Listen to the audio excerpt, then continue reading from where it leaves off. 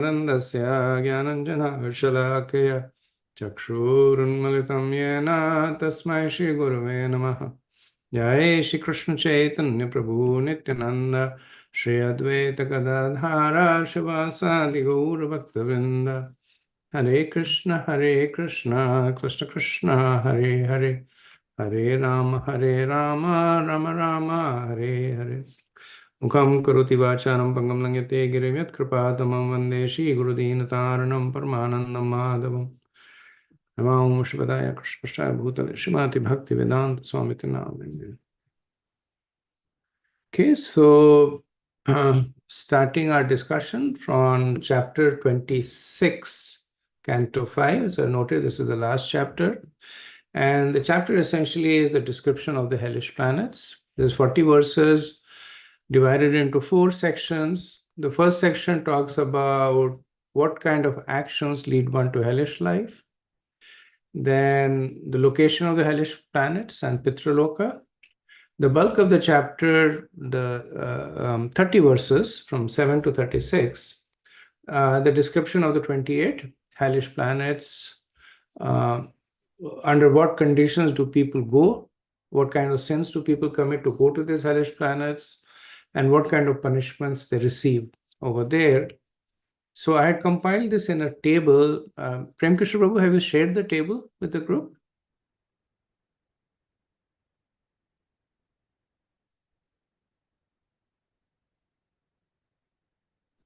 Prabhu, have you shared the table with the... Yes, Prabhu, I did share. Okay, so if you look at the concluding part of the table document, I've created a table essentially with 28 rows in it, and that talks about the description of these 3 things: the name of the hellish planet, the kind of sins that causes one to go there, and the suffering in that planet.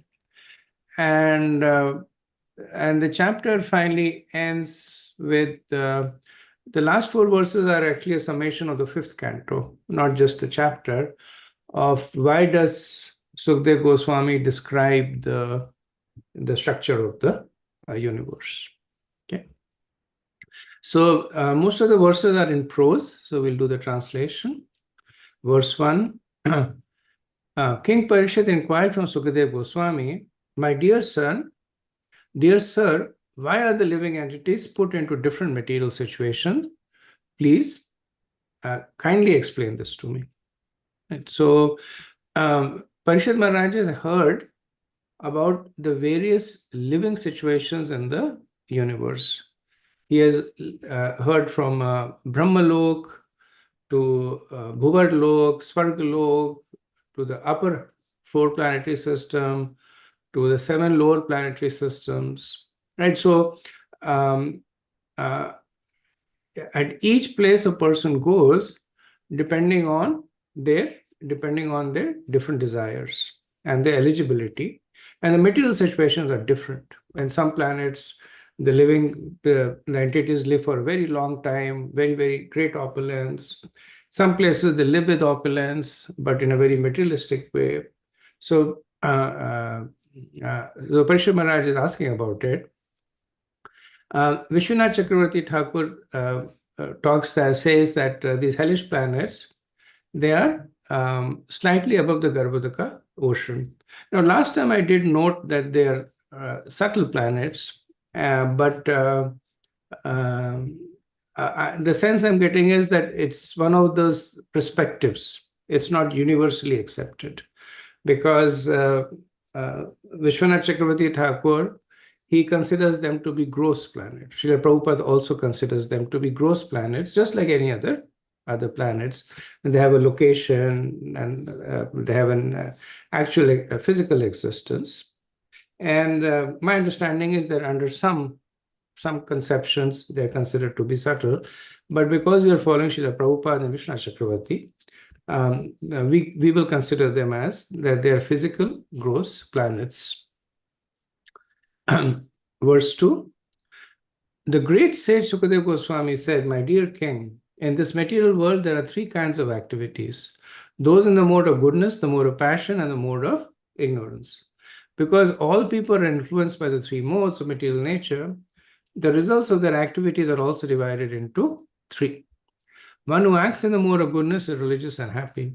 One who acts in passion achieves mixed misery and happiness. And one who acts under the influence of ignorance is always unhappy and lives like an animal. Because of varying degrees to which the living entities are influenced by the different modes of nature, their destinations are also different.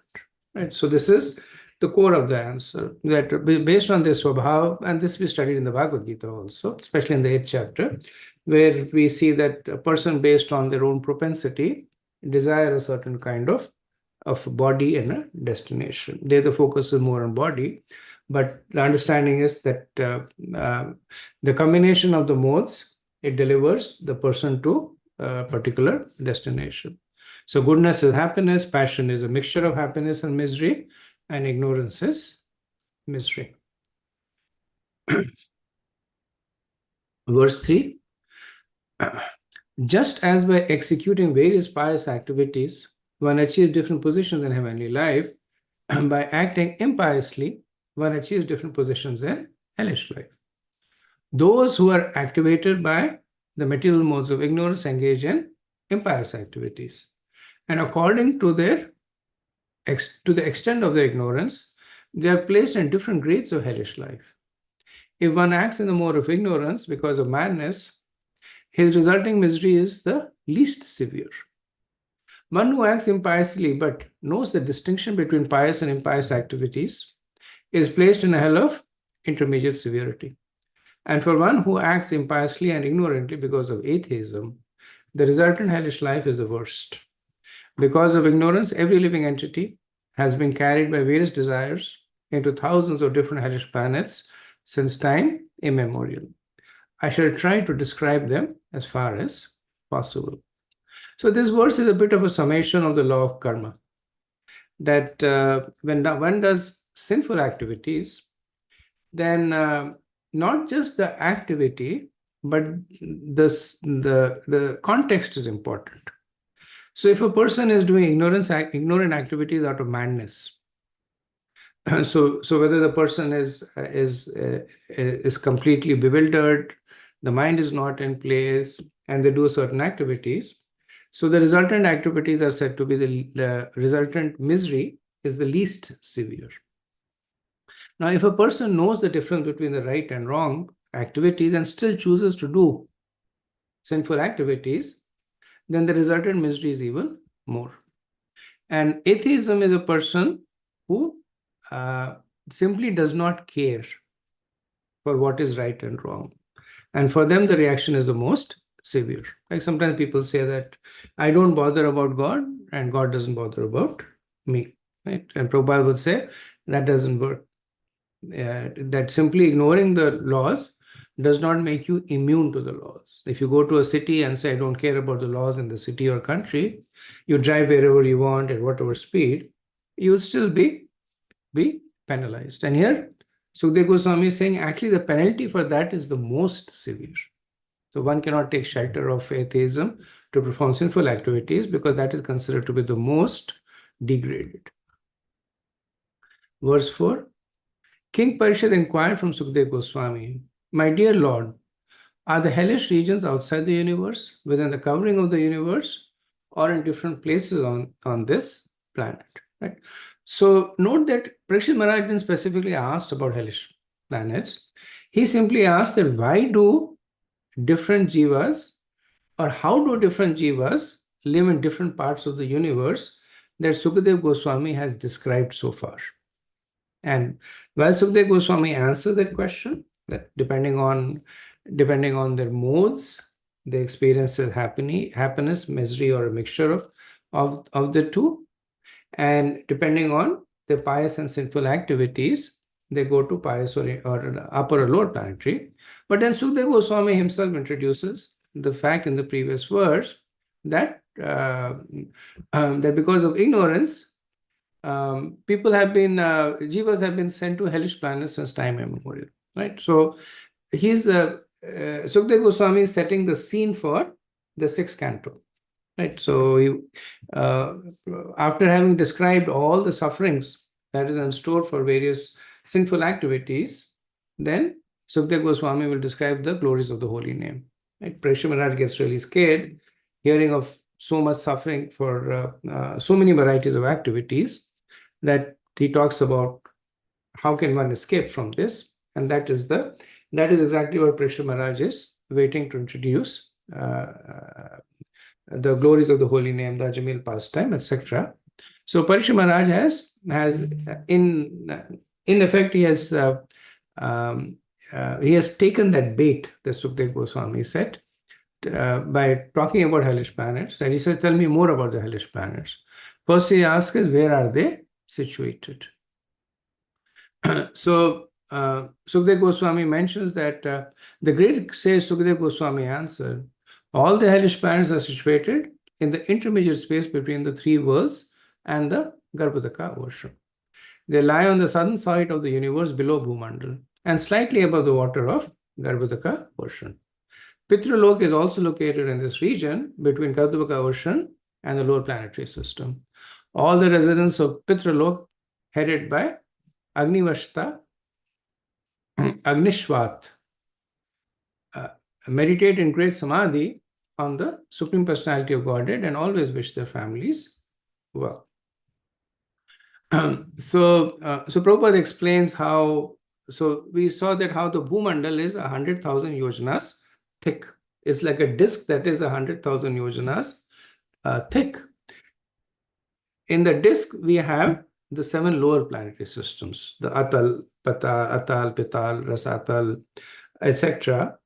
And they come to the depth of 89,000 yojanas, which leave 11,000 yojanas at the bottom of the Bhumandal disk. So in the lowest 1,000 yojanas. So there is 10,000 yojanas of Bhumandal, nothing. And in the lower 1,000 yojanas, right at the bottom of the Bhumandal disk, lie these 28 hellish planets. Right. So in effect, there are 99,000 yojanas below the top of the surface of the Bhumandal. And below that, the Bhumandal finishes, and then you have the hood of Anantashesh holding Bhumandal. So Sukdev Goswami says that Pitralok is also situated in this area. So we can understand that there are 2 places of residence for the Pitras. And they reside on the moon. So half the moon is occupied by the Sadhyas, which are the demigods, or a variety of demigods. And half of it, the part of the moon that is the faraway part of the moon, that is occupied by the Pitras. And then there are Pitras that are also located right at the bottom of the universe in the hellish planets. Pitralok is not a hellish planet per se, and that's why Sukdev Goswami mentions that they meditate on the personality of Godhead. They're basically ancestors who, on the strength of their own piety and the piety of their descendants, they occupy a elevated position. Verse 6. The king of the Pitas is Yamraj, the very powerful son of Sun God. He resides in Pitralok with his personal assistants. And while abiding by the rules and regulations set down by the Supreme Lord, has his agents, the Yamadutas, bring all the sinful men to him immediately upon their death. After bringing them within his jurisdiction, he properly judges them according to their specific sinful activities and sends them to one of the many hellish planets for suitable punishments. Right. So in this Pitralok, this is essentially the kingdom of Yamraj. So the Yamraj, so Aryama, as we know, is the presiding deity of the Pitras, but Aryama is under the dominion of Yamraj. So in Mahabharata, we know that when Yamraj came he came as both, he came as Yudhishthir and Vidur, then Aryama, he was kind of he took the role of Yamraj at the time. So elsewhere it's also mentioned that the Pitras, some of the Pitras become the Yamadutas. Specifically those, because the Pitras have that position because of the oblations offered by their descendants. Now, in case the descendants are sinful and do not offer the oblations, then they lose the position as Pitras. And because they develop a lot of anger towards those who do not follow the path of piety, because that's caused the downfall also, they develop a very angry mentality, correcting mentality, and they take on the role of Yamdutas. So Yamraj also has another place to live in, which is Samyamani, that is at the mount on the south side of Mount Manasotra. Right? So we mentioned that how these great personalities have more than one places. Indra is also lives in Mount Manasotra, but he also lives in Amravati in Indraloka. So similarly, Yamraj also lives in Samyamani, but his main place of residence is in Pitraloka at the bottom of the Bhumandal. So it's mentioned that that Yamaraj, along with the Yamdutas, he sends the sinful entities for punishment. And in the Srimad Bhagavatam, 3rd canto, 30th chapter, verse 20, it's mentioned that when the jivas are sent to these hellish planets, they are given what is known as a yatna deha. So yatna means punishment, and deha means body. So they're given a body that is specially suitable for being punished. Because under normal circumstances, the body has its threshold. If the pain exceeds a certain threshold, then either the body stops functioning, which means the body dies, or it temporarily stops functioning, which means the person becomes unconscious. But because the punishment in the hellish planets is for such a prolonged time and so severe, then the yatna deha is one that does not die and does not lose consciousness, and also it is overly sensitized to pain. So the situation is made for prolonged and active suffering, as opposed to what we experience in the current body, where there is suffering, but there is and the thresholds are merciful, right? Even though we think death is bad, but death is one of the mercies that is there by the Supreme Lord, that if the pain in the body, if the body has deteriorated to a point where it would create a lot of pain for the living entity, then death happens. The living entity leaves the body, or temporarily unconsciousness happens. But in the yatna deha, neither of the two things happen. Okay. Now from verse 7 onwards is the description of the 28 hellish planets. Some authorities say there's a total of 28 hellish planets, and some authorities say there's a total of 21 hellish planets, and some say 28.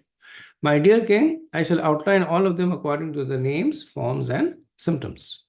The names of the different hells are as follows: Tamishra, Antatamishra, Raurava, Maharaurava, Kumbhipaka, Kalasutra, Asipatrvana, Shukarmukha, Andhakupa, Krimi Bhojan, Sandamsa, Tapta Surmi, Brajakanta Salmali, Vaitrani, Pyoda, Pranayuda, Vishashna, Lalabhakshka, Sarma Yadana, Avichi, Ayapana, Ksharkardam, Rakshagana Bhojan, Shula Protra, Danda Sukta, Avtanirodhan, Paryavartana, and Suchimukha. All these planets are meant for punishing the living entities. So now I'll start giving the three things that why do people go there, what kind of punishments they get, what's the name of the planet. So, my dear king, a person who appropriates another's legitimate wife, children, or money is arrested at the time of death by the fierce Yamadutas, who bind him with a rope of time and forcibly throw him into a hellish planet known as Tamishra. On this very dark planet, the sinful man is chastised by the Yamdutas who beat and rebuke him. He is starved and he is given no water to drink. Thus, the wrathful assistants of Yamraj cause him severe suffering, and sometimes he faints from their chastisement. The destination of a person who slyly cheats another man and enjoys his wife and children is the hell known as Andathamishra. There is condition exactly like that of a tree being chopped at its roots. Even before reaching Andathamishra, the sinful living being is subjected to various extreme miseries. These afflictions are so severe that he loses his intelligence and sight. It is for this reason that learned sages call this hell Andathamishra. So Andha means blind. A person who accepts his body as his self and works very hard day and night for money to maintain his own body and the bodies of his wife and children. While working to maintain himself and his family, he may commit violence against other living entities. Such a person is forced to give up his body and his family at the time of death, where he suffers the reaction of his envy for other creatures by being thrown into a hell called Raurava. So this is a materialistic person, which itself is not a sin, but Prashad Maharaj, Sukadeva Goswami adds that while being materialistic, he also commits violence. So he goes to Raurava. So Prabhupada writes that if one simply considers his body to be his self, as do the animals, he is not very sinful. However, if one needly commits sins to maintain his body, he is put into the hell known as Raura. This is the opinion of Srila Vishwanath Chakravarti Thakur. Verse 11. In this life, an envious person commits violent activities against many living entities. Therefore, after his death, when he is taken to hell by Yamaraj, those living entities who are hurt by him appear as animals called rurus to inflict very severe pain upon him. Learned scholars call this hell Raurava. Not generally seen in this world, the ruru is more envious than a snake.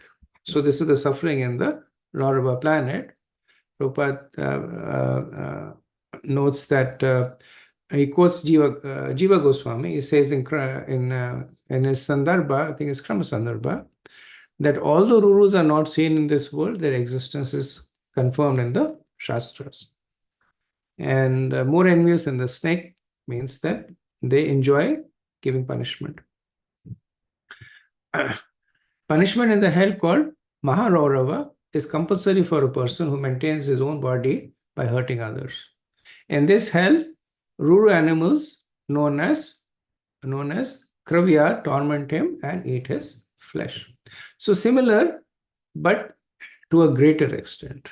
So that was Raurava, this is Maharaurava, where the person is more egregiously hurting others to maintain himself.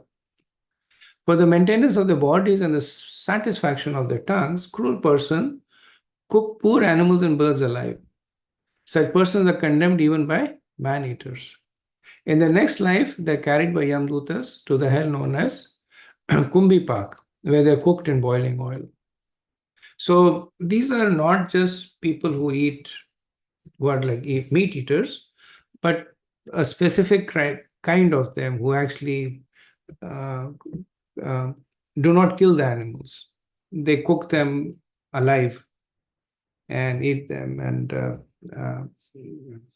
I have actually witnessed that myself. In when I was growing up, one of the areas close to our house, it was like a slum area, and we used to go there sometime just for the sake of going there. And they would do that once in a while, that they would sit in a circle and they would have like a pig in the middle. And they would essentially, while the pig was alive, they would basically burn the body and start eating it even while it was alive. It was really, really demoniac there. So there are people who kind of, for whatever reason, they do this. And for them, the Kumbi Park is the place for punishment. Next verse. The killer of a Brahman is put into the hell known as Kalasutra, which has a circumference of 80,000 miles and which is made entirely of copper. Heated from below by fire and from above by the scorching sun, The copper surface of this planet is extremely hot.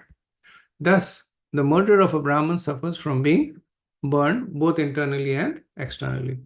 Internally, he is burning with hunger and thirst, and externally, he is burning from the scorching heat of the sun and the fire beneath the copper surface. Therefore, he sometimes lies down, sometimes sits, sometimes stands up, and sometimes runs here and there. He must suffer in this way for as many thousands of years as there are hairs on the body of an animal. So there are many hairs on the body. So literally for hundreds and thousands of years, the person suffers in Kala Sutra. And so it's said that there is sun at the top. Now, there's no real sun in the hellish planets because they're buried inside the Bhumandala. But the understanding is that by the will of the Lord, it appears that there is a scorching sun at the top, just like the planet appears to be of burning copper, and the person has nowhere. There's no relief because whether he stands, sits, or lies, there is the heat from above and below. So that is the punishment for killing a Brahmana. Verse 15. If a person deviates from the path of the Vedas in the absence of an emergency, the servants of Yamraj put him in a hell called Asi Patravan, where they beat him with whips. When he runs hither and thither, fleeing from the extreme pain, on all sides he runs into palm trees with leaves like sharpened swords. Thus injured all over his body and fainting at every step, he cries out, "Oh, what shall I do? How shall I be saved?" This is how one suffers who deviates from the accepted religious principles. So essentially, this is a general description of one who performs sinful activities, right? So as long as one is following either knowingly or unknowingly the Vedic tenets, they're protected. If not, then it's sinful activity. And this hell describes Asi Patruvana, and this is the destination for that. Now, Sukdev Goswami mentions in this verse and a few other verses also that they're fainting, and that's the characteristic of the Yatna Deha, that out of extreme pain they feel like they're fainting, but the body does not. But they don't really get any relief because fainting is a relief. Like if you're out in the sun and the heat is troubling you too much, you faint. Then after that, it's you don't really feel the heat of the sun until you wake up again. So here they experience as if they're going to faint, but the body doesn't allow them to faint. So Prabhupada says that as Kali Yuga advances, people are becoming godless and taking up so-called secularism.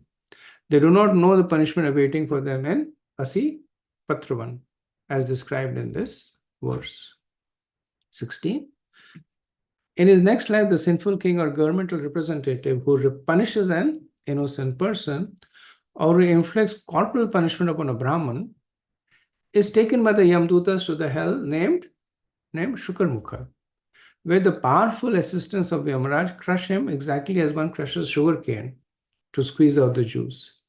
The sinful living entity cries very pitiably and faints, just like an innocent man undergoes punishment. This is the result of punishing a faultless person. So this will probably include most of the people in India who are working in government servants, because most of them are corrupt. And this is a punishment for one who is misusing their authority bestowed by the king or by the government, and either they're demanding bribes or punishing an innocent people, specifically a Brahman, right? And the analogy Sukdev Goswami gives is like crushing a sugar cane. So if you've ever been to Vrindavan and taken sugarcane juice here, you see that how the people over there, when you think that they're done with it, they will fold it over again and pass it again through those two wheels, and again, and until they get literally the last molecule of juice out of it, they keep squeezing it. So that's how these people are punished by the Yamdutas. Verse 17, by the arrangement of the Supreme Lord, low-grade living beings like bugs and mosquitoes suck the blood of human beings and other animals. Such insignificant creatures are unaware that their bites are painful to the human being. However, First-class human beings, Brahmanas, Kshatriyas, and Vaishyas, are developed in consciousness, and therefore they know how painful it is to be killed. A human being endowed with knowledge certainly commits sin if he kills or torments insignificant creatures who have no discrimination. The Supreme Lord punishes such a person by putting him into the hell known as Antakupa, where he is attacked by all the birds and beasts, reptiles, mosquitoes, lice, worms, flies, and any other creatures he tormented during his life. They attack him from all sides, robbing him of the pleasure of sleep. Unable to rest, he constantly wanders about in the darkness. Thus, in Andakup, his suffering is just like that of a creature in the lower species. Right, so Prabhupada explains this very nicely that only in the human form of life there is accountability for one's action. The law of karma applies, not in any other form of life. So when a tiger hunts and kills, there's no sin. Similarly, when mosquitoes or spiders or other animals they bite, they're not committing any sins. But if we kill them, we are committing a sin because we have been given with a higher intelligence, we know the difference. But if one continues to do so, then the hellish planet Andakupa is waiting for them, where the opposite happens, where that person is now attacked by the birds and beasts and mosquitoes, etc., who torment him. A person is considered no better than a crow if after receiving some food does not divide it among guests, old men and children, but simply eats it himself, or if he eats it without performing the 5 kinds of sacrifice. After that, he is put into the most abominable hell known as Krimi Bhojan. In that hell is a lake of 100,000 yojanas wide, 800,000 miles, filled with worms. He becomes a worm in that lake and feeds on the other worms there, who also feed on him. Unless he atones for his actions before his death, such a sinful man remains in the hellish lake of Krimabhojan for as many years as there are yojanas in the width of the lake, essentially 100,000 years. Right. So this verse talks about the importance of charity. So sometimes we think charity is optional, good to have piety, but basic charity, if it is not done, is actually considered as sinful. So especially amongst those who are dependent on you. Right? So one may consider charity outside that to be optional, but if where you are living, there are children who are dependent on you, old men, guests. So when a person is living in your house, the person is essentially dependent on you. But the person, they don't feed the person, eat it themselves, then they're made a worm and they're put into a lake filled with worms, where the worms are being eaten and they're also eating others. The other important point which Sukdev Goswami will pick, Parishad Maharaj will pick on later on, Sukdev Goswami says that unless he atones for his actions. And so then this is what Parishad Maharaj will ask in the 6th canto, that what kind of atonements are possible? Because the destinations are scary, but Sukdev Goswami has cleverly inserted one escape route, saying that unless he atones, that means atonement is possible way to avoid these destinations. Verse 19, my dear king, a person who in the absence of an emergency robs a Brahman or indeed anyone else of his gems and gold is put in a hell known as Sandamsa. There his skin is torn and separated by red-hot iron balls and tongs. In this way, his entire body is cut to pieces. So we also see that the Vedic injunctions are practical. Right? So in this verse, it is mentioned in the absence of an emergency. And in other verses, also somewhere it is mentioned explicitly, in all cases, implicitly, that understanding is that in emergency situations, the injunctions of the Vedas are modified, like Vishwamitra eating dog meat when there was nothing else to eat. So the Vedas, they may be specific, but they also have the practical aspect to it. That there are situations in which the injunctions are modified. Right? So this is in the absence of an emergency.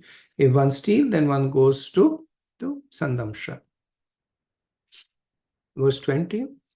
A man or woman who engages in sexual intercourse with an unworthy member of the opposite sex is punished after death by the assistance of Yamraj in the hell known as Tapta Surmi.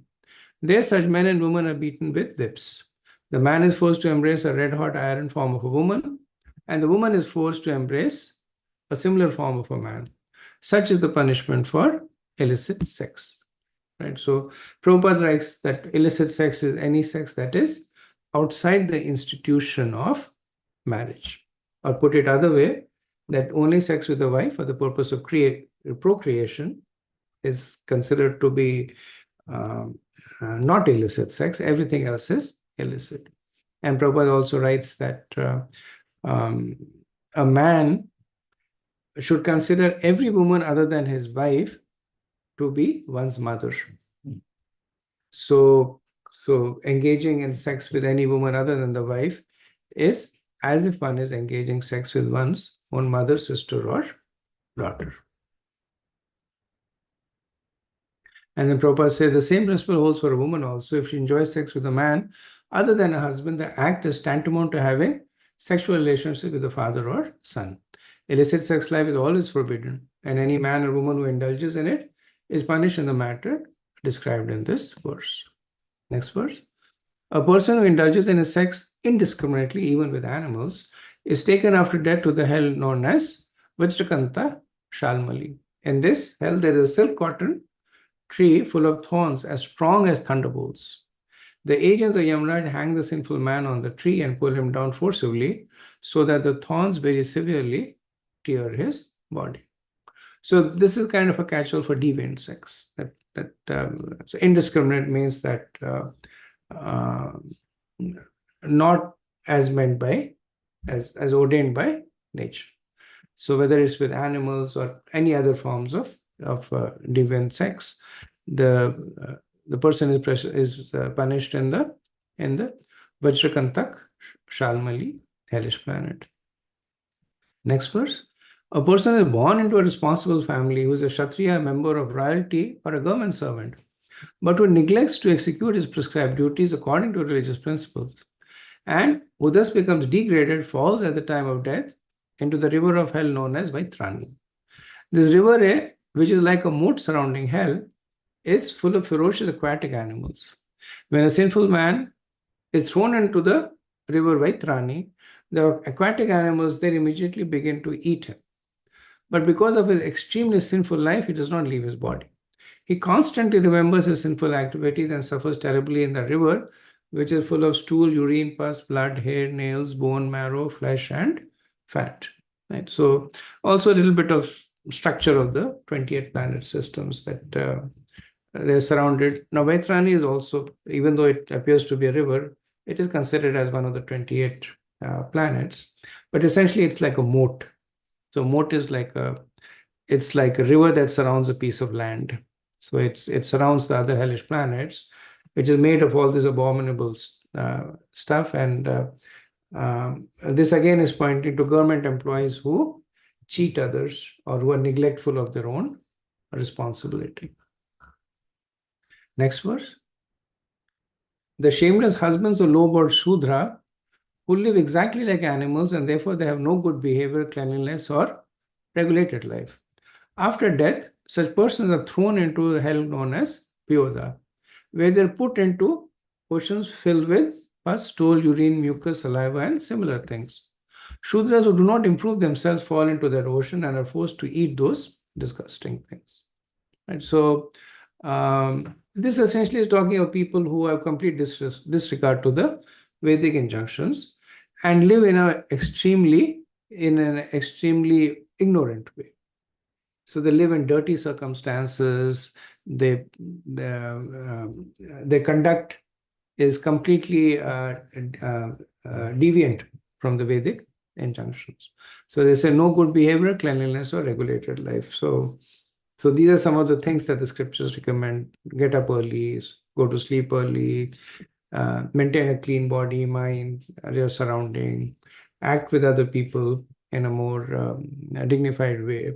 So when people are not following this, then they fall into this particular hell known as Pyoda. 24. If in this life a man of the higher classes, Brahman, Kshatriya, and Vaishya, is very fond of taking his pet dog, mules, or asses into the forest to hunt and kill animals unnecessarily, he is placed after death into the hell known as Prana Rodha. There, the assistants of Yamraj make him the targets and pierce him with arrows. Right. So we see very often in the Mahabharata, at least, where the Pandavas, the Kauravas, they would go to the forest and hunt. But the focus over here is that they kill animals unnecessarily. The Prabhupada notes that it's the duty of the Kshatriyas to hunt, not so much for Brahmanas and Vaishyas. It's the duty of the Kshatriyas to hunt, to regulate the population of these fierce animals, and also to protect the villages, etc. So they are doing it as a part of protection. But those who do it just for the sake of doing it, either for pleasure or for giving torment to the animals, they are sent to Pranarodha, where the Yamdutas now shoot them with arrows. They use them for target practice. 25. A person who in his life is proud of his eminent position and who heedlessly sacrifices animals simply for material prestige is put into the hell called Vishassan after death. There, the assistants of Yamraj kill him after giving him unlimited pain. So Prabhupada says that the word Damba Yagesyu in this verse is significant. So this is pointing to a whole phase in the evolution of or rather the devolution of the Vedic society, where animal sacrifice was performed needlessly. So either just for the sake of eating the animals or for the sake of prestige. And there are certain parts, at least in India, where it's still followed. So while the Vedas do have recommendations for animal sacrifice, but also very specific stipulations when it is done, who does it, how it does it. But these are people who just misuse that facility. Prabhupada says, like sacrificing before goddess Kali. The Shastras enjoin that one can sacrifice a small goat before the Kali, goddess Kali, once a month. Nowhere is it said that one can maintain a slaughterhouse in the name of temple worship and daily kill animals unnecessarily. And this Prabhupada is talking, I think, more in a different lecture. He also talks about in Calcutta, where Kali worship is very prominent, and so is meat eating. So he, as a child, he would see that they would have an idol of Kali, and they would literally kill hundreds of goats over there and essentially sell the meat there. So for them, there is this hellish planet called Vishassan. 26. If a foolish member of the twice-born classes, Brahman, Kshatriya, and Vaishya, forces his wife to drink his semen out of a lusty desire to keep her under control, he is put after death into a hell known as Lalabhaksha. There is thrown into a flowing river of semen where he is forced to drink. And Prabhupada notes, and this is one of the places where the punishment is more for one who is in knowledge. Prabhupada notes that those who are Shudras or those who are following black magic, as part of their black marriage tantric, they force the wife to drink their semen as a way to keep the wife under control, that the wife stays faithful, etc. But if a higher member, a Brahman, Kshatriya, or Vaishya, forces to do this, then it's considered to be sinful, and they're immersed in the river known as Shukranadi, essentially a river of semen, and forced to drink. Verse 27. In this world, some persons are professional plunderers who set fire to others' houses or administer poison to them. Also, members of the royalty or government officials sometimes plunder mercantile men by forcing them to pay income tax and by other methods. After death, such demons are put into the hell known as Shara Meyadan. On this planet, there are 720 dogs with teeth as strong as thunderbolts. Under the order of the agents of Yamraj, these dogs voraciously devour such sinful people. Right? So when it's mentioned as professional plunderers, they're just people who are gangsters. So either they use arson or they use violence. And on the same category is also considered to be government officials who levy excessive taxes, or who uh, uh, through different kinds of fake policies and rules, they extract money from others. So they are put into this hell known as Saramayadana, where there are 720 dogs. I could not understand why specifically 720, but that's what the verse says. And they're essentially repeatedly uh, bitten and devoured by these dogs. So Prabhupada says that whether a highway robber or a government thief, so kind of Prabhupada is reflecting the fact they're put at the same category. That a government thief is a person who is misusing his power, and a highway robber is one who is completely out of the legal system, but they are considered to be on the same platform. 28. A person who in this life bears false witnesses or lies while transacting business or giving charity is severely punished after death by the agents of Yamraj. Such a sinful man is taken to the top of a mountain 800 miles high, that's 100 yojanas, and thrown headfirst into the hell known as Avichmat. This hell has no shelter, and is made of strong stone resembling the waves of water. There is no water there. However, and therefore it is known as Avichimat, waterless. Although the sinful man is repeatedly thrown from the mountain and his body is broken into tiny pieces, he does not die but continuously suffers chastisement. This is one who is bearing false witness while doing business or giving charity. Next verse. Any Brahman or Brahman's wife who drinks liquor is taken by the agents of Yamraj to the hell known as Ayafana. This hell also awaits any Kshatriya, Vaishya, or person who under a vow, who in illusion drinks somaras. In Ayapan, the agents of Yamraj stand on the chest and pour hot melted iron into their mouths. Prabhupada says one should not be a Brahman in name only and engage in all kinds of sinful activities, especially drinking liquor. Brahmanas, Kshatriyas, and Vaishyas must act according to their principles of the order. If they fall down to the level of Shudras who are accustomed to drink liquor, they will be punished as described here. Verse 30. A low-born, abominable person who in this life becomes falsely proud, thinking I am great, and thus fails to show proper respect to one more elevated than he by birth, austerity, education, behavior, caste, or spiritual order, is like a dead man even in this lifetime. And after death, he is thrown headfirst into a hell known as Shrak Kardama. There he suffers great tribulation at the hand of the agents of Yamraj. Right? So the verse also talks about that just wealth is not a sign of one's elevation. Elevation is also by birth. So by birth is not necessarily, even though caste is mentioned over here separately, birth also means that by virtue of the previous lives. So some people by birth are more advanced, whether spiritually or just the nature, the swabhav. And that's because of the culmination of the previous activities. Austerity, a person is doing more austerity. Education, better educated. By conduct, behavior. Caste is also considered here. Or spiritual order. The sannyasis are considered to be higher than the vanaprasthas, considered to be higher than the grahasthas.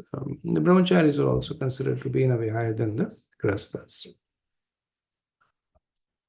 Verse 31. There are men and women in this world who sacrifice human beings to Bhairava or Bhadrakali and then eat the victim's flesh. Those who perform such sacrifices are taken after death to the abode of Yamraj, where the victims, having taken the form of Rakshasas, cut them to pieces with sharpened swords. Just as in this world, the man-eaters drank their victims' blood, dancing and singing in jubilation, their victims now enjoy drinking the blood of the sacrifices and celebrating in the same way. So these are those who do human sacrifice, and specifically to Bhairava and Bhadrakali. We saw that in case of Jat Bharat, uh, um, trying to perform human sacrifice. Now here it's mentioned that the victims take the form of Rakshasas, and one might wonder that what is the fault of the victims, that they have been sacrificed and they're forced to take the form of Rakshasas. And the understanding is it's not necessarily that those particular victims become Rakshasas, but the understanding is that the Rakshasas represent their victims. So those victims will go to whatever destination that they're destined to go based on their own uh, life and activities. But the Rakshasas are the proxy for the victims, and they do to them what they did to their victims. So that's why that word is kind of used synonymously. Verse 32. In this life, some people give shelter to animals and birds that come to them for protection in the village or forest. And after making them believe they will be protected, such people pierce them with lances or threads and play with them like toys, giving them great pain. After death, such people are brought by the assistance of Yamraj to the hell known as Shulaprota, where their bodies are pierced with sharp needle-like lances. They suffer from hunger and thirst, and sharp-beaked birds, such as vultures and herons, come to them from all sides to tear at their bodies. Tortured and suffering, they can remember the sinful activities they committed in the past. Right? So these are animals, these are people who keep pets in their house and then abuse the pets. Right? So sometimes people will keep birds, but they will cut the feather, the wings of the birds. Or sometimes they will keep animals, and they will pierce holes in the animals and tie them by the holes. So they go to Shulaprota where similar things are done to them. It's also mentioned here that they remember the sinful activities they committed in the past. While it's explicitly mentioned here and not in other verses, but the understanding is that in all the cases, when the people are being punished, they also remember the sins that they committed for which they are punished. So their punishment is not done in a vacuum. Now, after the punishment is done, they forget, but while they are being punished, they have understanding of the reason they are being punished.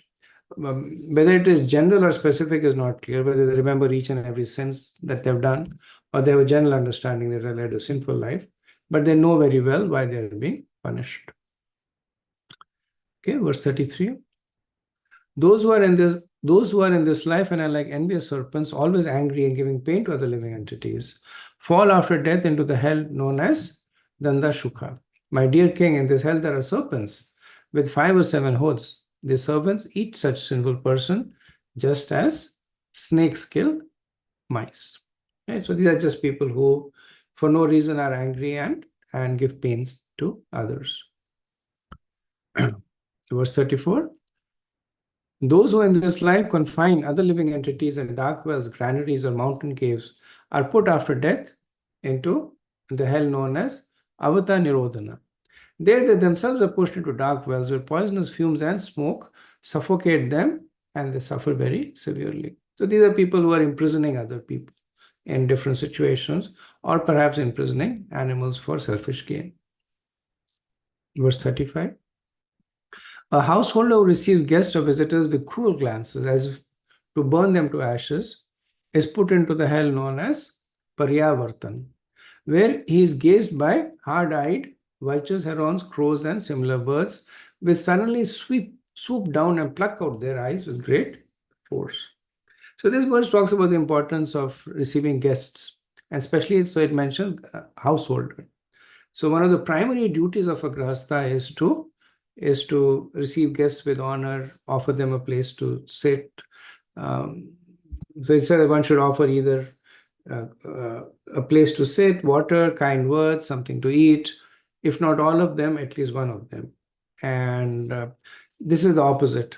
At a guest come, Radha Govind Maharaj talks humorously about this. Sometimes he says, we go to people and the people look at them as with their eyes as if they're uh, uh, literally looking to burn us.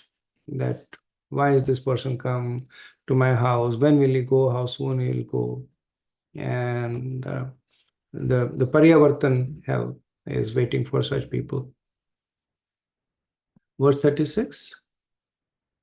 One who in this world or in this life is very proud of his wealth, always thinking, I'm so rich, who can equal me? His vision is twisted and he's always afraid that someone will take his wealth. Indeed, he even suspects his superiors. His faith and heart dry up at the thought of losing his wealth, and therefore he always looks like a wretched fiend. He is not in any way able to obtain actual happiness, and he does not know what it is to be free from anxiety. Because of the sinful thing he does to earn money, augment his wealth and protect it, he is put in a hell known as Suchimukha, where the officials of Yamaraj punish him by stitching thread through his entire body, like weavers manufacturing cloth. And so Prabhupada makes this point that this is actually the general situation for almost everybody in this age of Kali, where whether the person has little wealth or not, they are simply accumulating wealth and they are working hard to protect it and steal it from the others. And for them, the destination is this hell. And then Prabhupada also makes this case of using one's wealth to spend Krishna consciousness. So rather than being proud of the wealth, one needs to engage the wealth. Prabhupada gives this example that he often speaks that Lakshmi Devi is chapal. She comes and goes, and actually here hoarding Lakshmi is considered to be a sin. But if she's engaged in the service of her husband, Lord Narayan, then she is happy, she stays, she blesses more, and the person makes arrangement, right? Because Lakshmi Devi eventually belongs to Lord Vishnu. All the wealth eventually belongs to Krishna. Okay, verse 37. My dear Parikshit, in the promise of Yamaraj, there are hundreds and thousands of hellish planets. The impious people I have mentioned and also those I have not mentioned must all enter into these various planets according to the degree of the impiety. Those who are pious, however, enter other planetary systems, namely the planets of the demigods. Nevertheless, both the pious and impious are again brought to earth after the results of their pious or impious acts are exhausted. Right? So now that he has finished the description of the 28 hellish planet, now the way to reconcile when it says there are hundreds and thousands of hellish planets, one understand that and this is true for the whole universe description, that when it is described, they're planetary systems. So when it is said there are 28 hells, what is understood is that there are 20 hellish planetary systems, and each of those planetary systems can have hundreds and thousands of planets. And the same thing is also applicable for Bhuvarlok, Svarglok, like when it is said Chandralok or Suryalok, etc. Then while there may be one particular heavenly body that is object of attention, but they are considered to be planetary systems. So that is why in 14 planetary system, the millions and millions of the heavenly bodies, the different existence in the universe are divided. So it doesn't mean that there are only 14 planets, but 14 planetary systems. So Sukdev Goswami is now setting a stage of concluding the 5th canto. So he has described the whole universe now, all the way from Brahmalok down to the hellish planet system. Right. So he says that everybody is moving somewhere or the else. Those who are pious are going to the heavenly systems. Those who are mixed go to the middle planetary systems. Those who are sinful go to the lower planetary system. Those who are very sinful go to the hellish systems. And important point made here is that there are only 2 exits from the universe. One exit leads to the earth, and the other exit leads to the spiritual world. There's no other exit. So when one goes to the heavenly planets, they fall and they come to earth, because that's the only place where they can build their piety again. And when exhausts their impiety, then one goes back to earth, where they once again begin to either perform pious or impious activities. Okay, verse 38. In the beginning, the second and the third canto of Srimad Bhagavatam, I have already described how one can progress in the path of liberation. In the Puranas, the vast universal existence, which is like an egg divided into 14 parts, is described. This vast form is considered the external body of the Lord, created by his energy and quality. It is generally called the Virat Roop. If one reads the description of the external form of the Lord with great faith, or one hears about it or explains it to others to propagate Bhagavad Dharma or Krishna consciousness, his faith and devotion and spiritual consciousness, Krishna consciousness, will gradually increase. After developing this consciousness, and although developing this consciousness is very difficult, by this process one can purify himself and gradually come to the awareness of the Supreme Absolute Truth. So this is the real purpose of describing the structure of the universe. Right? The point that he's making is everyone is suffering, from all the way from Brahmalok to Patal Lok and the hellish planets. The only thing that is different is the different varieties of suffering. And the Sukadeva Goswami says that the reason that he has described the structure of the universe, not only to make this point that everyone is suffering, but also to give an opportunity for one to relate that to the body of the Lord.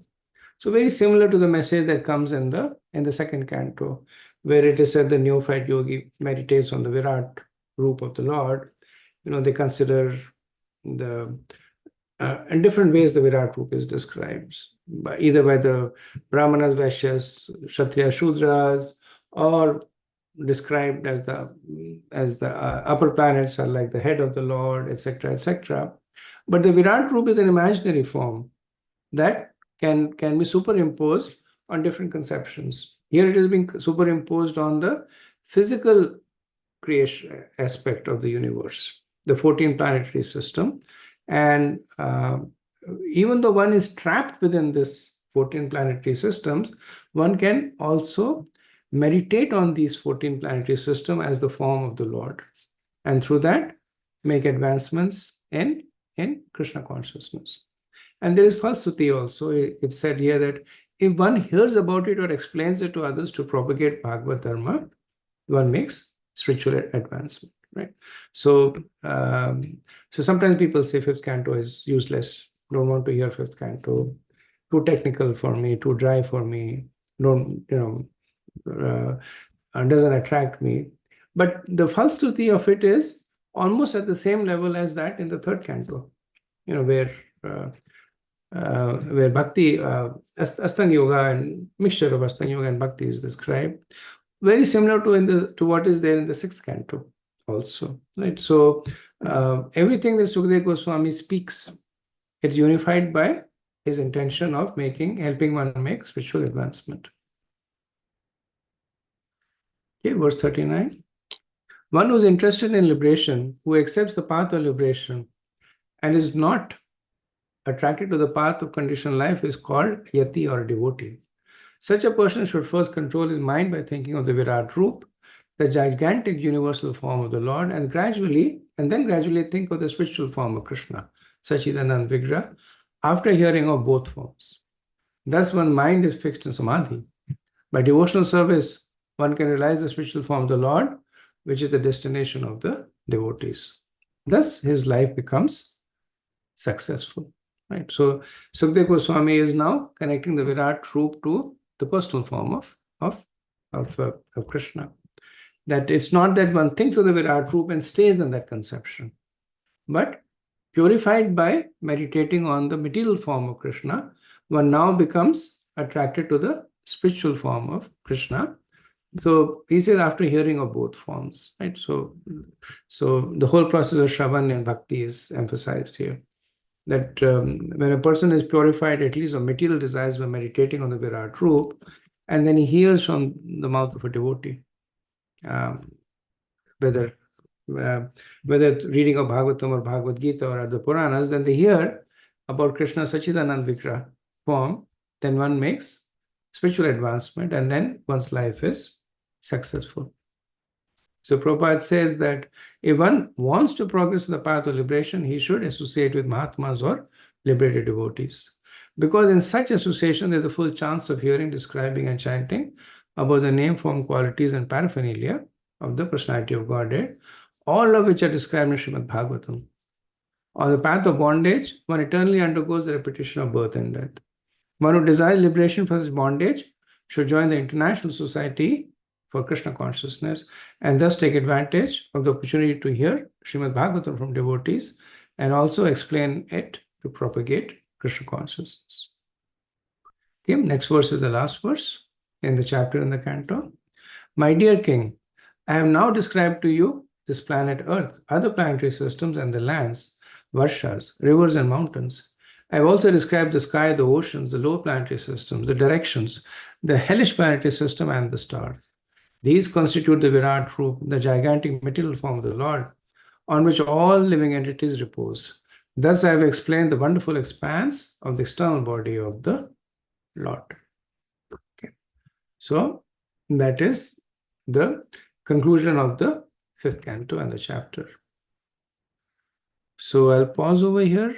I think we did well with time. We have some time for discussion.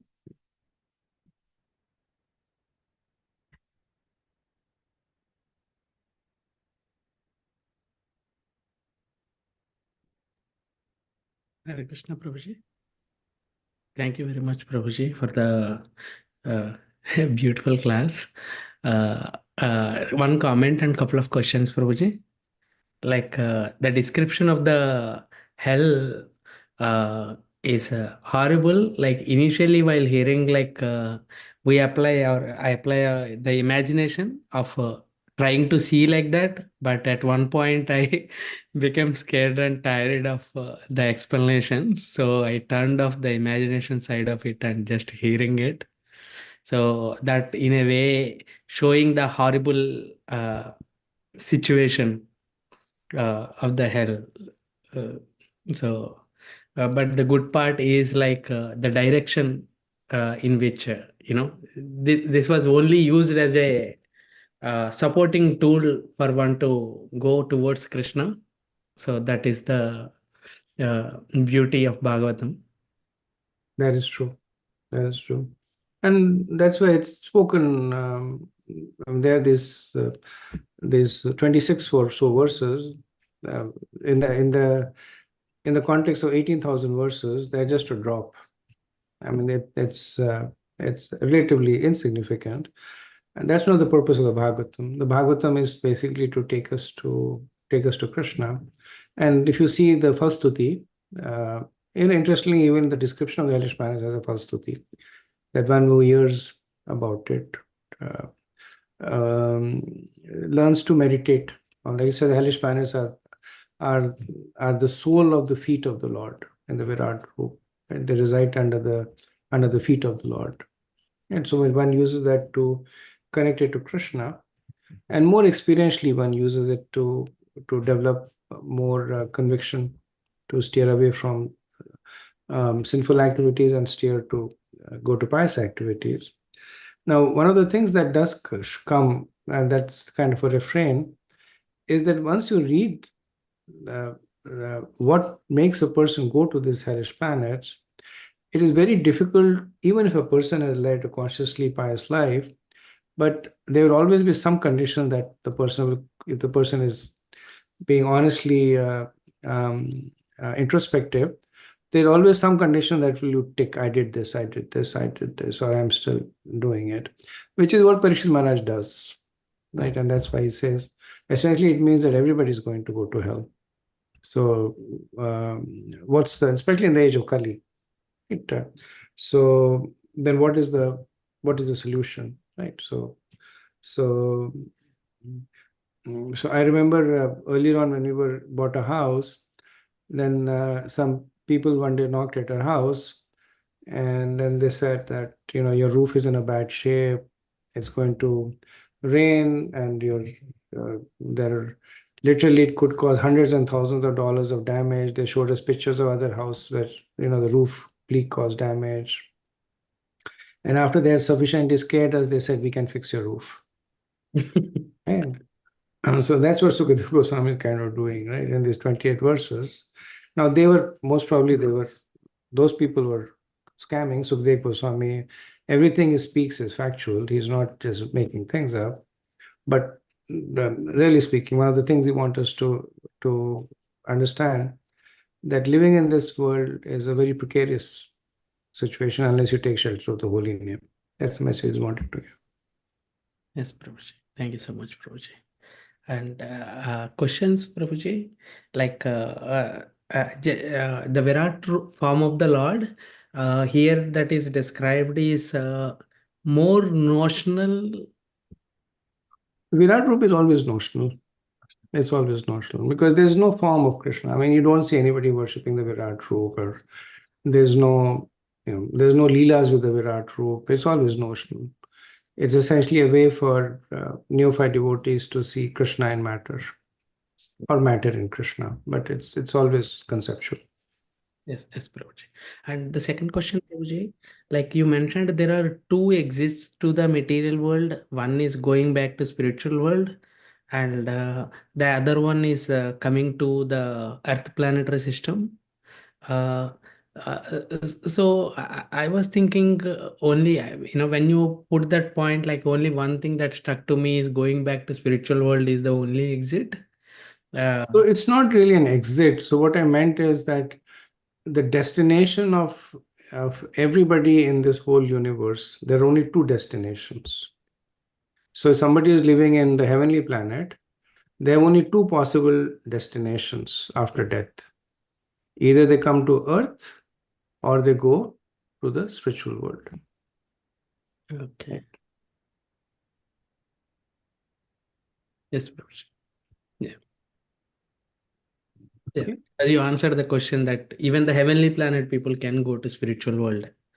Yes, sir. I mean, they do. So it's mentioned that of the 330 million devas, 30 million are considered to be primary demigods, and their destination is almost always assured to be the spiritual world. Right? So sometimes we say that we are better than the devas because whatever reason, but actually getting a position of a demigod is it is an exalted position. That's right. Yeah. Thank you so much, Prabhuji. Sure.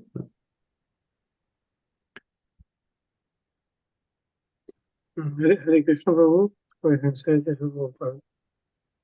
Prabhu, like here in Florida, the houses are made of wood, and I think almost everywhere in America is like that. And we have a lot of termite, and this termite sometimes is not treated. They cover the house and then blow gas into it to kill all those termites around. I don't know, maybe millions of them that is just dead like this overnight. And this is sinful activity, correct? And that's one point that is made. So there are some points that are made that are universally accepted, but they're not made in all the verses, right? So you'll see that in a couple of verses, Sukdev Goswami makes this point that in the absence of exceptional circumstances, if one does these things, it's considered to be a sin, right? So he says that in the absence of exceptional circumstances, if one violates the principles of Vedas, it's considered to be a sin. The caveat to that is that under exceptional circumstances, it's not a sin. And what are those exceptional circumstances? That comes into the nuances of the law of karma. That it is sinful to kill an animal, but if an animal is attacking you, then it is not sinful to kill the animal. It is sinful to eat the flesh of the animal, but if there is no other recourse, then it's not sinful to eat the flesh of the animal. Right. So the rules are not draconian in the way that they're either black or white. They're those subtleties which makes the law of karma very complicated. When is it pious? When is it impious? How pious? How impious? It makes understanding the rules. That's why in the sixth canto, like Ramraj will say that there are only 12 people who really understand this very well. Other people, not so much. Yeah, I mean, for example, we cannot leave these termite to eat the house. The house will crumble on us. And also roaches.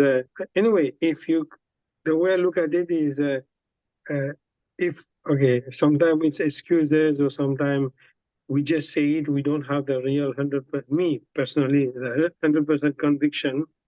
We say that, okay, our house is like a temple, we have Krishna, we try to serve Krishna. Now this house belongs to Krishna, and the termite, we are protecting Krishna's house in a way. I don't know if this is logical or not, but we cannot, for example, there are, like here in Florida, it's hot. When it's hot, there's all type of insect that come, and there are roaches and we call them cockroaches and all that. They will come out in summer. And if you not cover your food, or you cannot just let them roam around the house. True. So those are all the practical application understanding of the scriptural injunctions, right? That if you don't protect your food, it gets infected. But devotees generally try to avoid violence as far as possible. Like, if you have insects in your house, instead of just stomping them and killing them, devotees will tend to take them and put them outside, right? But then there are circumstances when that's not possible. Like you're saying, the termites, you can't pick up termites one by one and take them outside, right? You have to treat them. And in a broader scale, killing of living entities is inevitable. Just by one jiva living, just the act of living will kill the other living entities. Every time you breathe, every time you walk, every time you cook, the killing of living entities is inevitable. So the idea is to avoid grossly sinful activities. One cannot say that, well, since I'm anyway killing, might as well perpetuate that killing and kill other living entities also. The act is that idea is that wherever it is inevitable, accept it and avoid where it is avoidable. Thank you, bro. Okay, so if there are no more questions, we'll quickly discuss the next steps. So with the conclusion of the fifth canto, so there were a couple of things. I did want to do a seminar on the Bhagavad cosmology, which I think is going to run for 8 weeks. But at least what I'm thinking now is that while I'm doing so what I would like to do is take 2 days of your time, one for the seminar and one for continuing the sixth canto of the Bhagavatam, right? So otherwise we'll have to put for 8 weeks on pause the study of the Bhagavatam.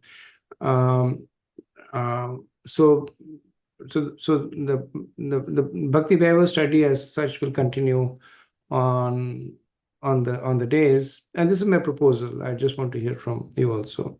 But we'll pick another day and we'll take 8 of those days, and the audience for that will hopefully be wider, where we'll specifically cover Bhagavad cosmology, right?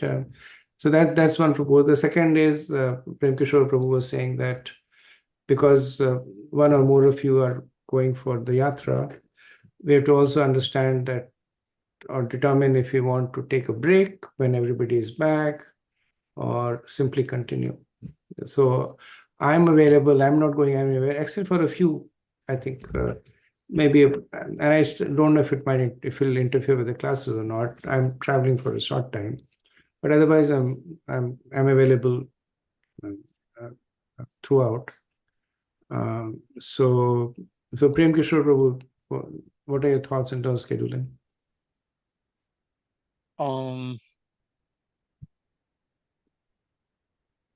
If we need 2 classes, Prabhu, we can have next week. Okay. And we can actually Yatra starts from the week after. I don't know the availability of everyone. That is one possibility. So who all are going for Yatra? Sarang Prabhu, you're going for Yatra. Prem Kishore Prabhu, you're going. Yes, Prabhu. Paramatma Prabhu, you're not going. Achyuta, well, Achyuta is kind of in and out. So we have Sarang Prabhu, Lalita Madhav, Ravi Prabhu, you're going for Yatra? No, Prabhuji. Oh, okay. All right. Okay, so I guess since the moderator is going, it kind of How long are you going to be gone? For a couple of weeks? I'll be back on 23rd, Prabhu. 23rd September. Yeah, soon after the yatra. Okay. Okay. Yatra finishes on 22nd. Okay. 23rd evening we can have. Yeah.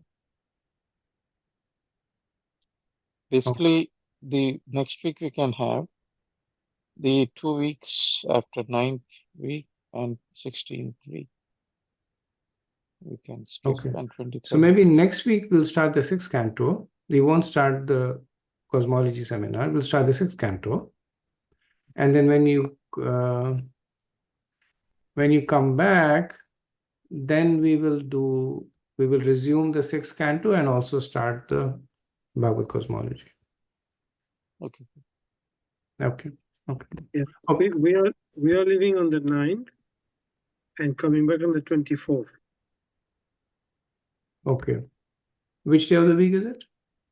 I think 9th is a Monday, and then coming back on a Wednesday. Tuesday. Okay. So next week you'll be here. Yes, next one will be here. Yes. Okay. Okay. So next week we seem to have everyone. So we'll start the sixth canto next week. And then after that, we'll take a break for the yatra. And then when you come back, then we'll resume the sixth canto and we'll also start the Bhagavad cosmology seminar. Right. And we'll pick a day. So Wednesday I have Bhakti Shastri, so we can't do that. Friday we can't do. We can pick a day, either Tuesday or Thursday for the Bhagavad cosmology. Right. But whatever works for all of you. I think Thursday is okay. No? Like today? Thursday is fine by me also. So either Tuesday or Thursday, both are fine. Thursday should be. Okay, so we'll end here. Any other thoughts, questions, any guidance?